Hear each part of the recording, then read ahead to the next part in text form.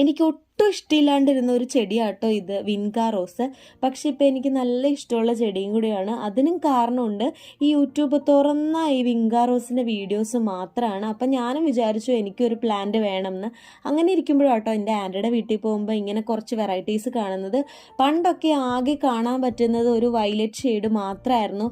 പക്ഷെ ഇപ്പം അതിൻ്റെ പല വെറൈറ്റീസൊക്കെ നമുക്കിവിടെ കാണാം. നമ്മുടെ നാട്ടിൽ ഇതിനെ ശവനാരി പൂ അല്ലെങ്കിൽ നിത്യകല്യാണി എന്നൊക്കെയാണ് കേട്ടോ വിളിക്കുന്നത്. ഇപ്പോൾ അതിൻ്റെ പല പല പല വെറൈറ്റീസ്, നല്ല ഭംഗിയുള്ള വെറൈറ്റീസൊക്കെ ഇറങ്ങി. അപ്പോൾ അതുകൊണ്ട് തന്നെ ഒരു ഗാർഡനിൽ ഇപ്പോൾ മെയിനായിട്ടുള്ള ഒരു പ്ലാന്റ് ആയിട്ട് മാറിയിട്ടുണ്ട് കേട്ടോ ഈ വിൻകാ റോസ്. ഓൾമോസ്റ്റ് എല്ലാ ദിവസങ്ങളിലും ഇതിനകത്ത് പൂവുണ്ട് താനും. അപ്പോൾ അത്യാവശ്യം ഗാർഡനിലേക്ക് നല്ലൊരു റോള് തന്നെ ഈ വിൻകാ റോസ് വഹിക്കുന്നുണ്ട്. അപ്പം നമ്മുടെ ഫ്രണ്ടിലുണ്ടായിരുന്ന ആ പുൽത്തകിടിയൊക്കെ അത്യാവശ്യം മഴ കിട്ടുന്നത് കൊണ്ട് തന്നെ നല്ല രീതിക്ക് വളർന്നിട്ടുണ്ടായിരുന്നു.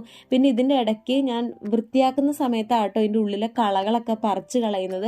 പറിക്കുമ്പോഴത്തേക്കും വേരോടെ തന്നെ റിമൂവ് ചെയ്യും. അപ്പോൾ പിന്നെ നമുക്ക് ഈ കളകൾ ഇടയ്ക്ക് വരുന്നുള്ള പ്രശ്നമില്ല. ഈ പുൽത്തകിടി എന്ന് പറയാനായിട്ട് നമ്മുടെ പേൾ ഗ്രാസ് പോലത്തെ ഒരു ചെടി, ഗ്രാസ് ആട്ടോ ഇത്. അതിൻ്റെ ഇടയ്ക്ക് തന്നെ ഞാൻ കുറച്ച് നമ്മുടെ ടേർട്ടിൽ വെയിനും ഇട്ട് കൊടുത്തിട്ടുണ്ട്. അപ്പം എല്ലാം കൂടെ നിന്നിട്ട് ഒരു മിക്സപ്പ് ആയിട്ടുള്ള ഒരു ബെഡ് പോലെ ആയിട്ടുണ്ട്. ഇത് നമ്മൾ കട്ട് ചെയ്യുന്നത് സാധാ കത്രിക കൊണ്ടാട്ടോ ഞാനിവിടെ കട്ട് ചെയ്യുന്നത്. കട്ട് ചെയ്ത് കുറച്ച് വെള്ളമൊക്കെ ഒഴിച്ച് നിർത്തി.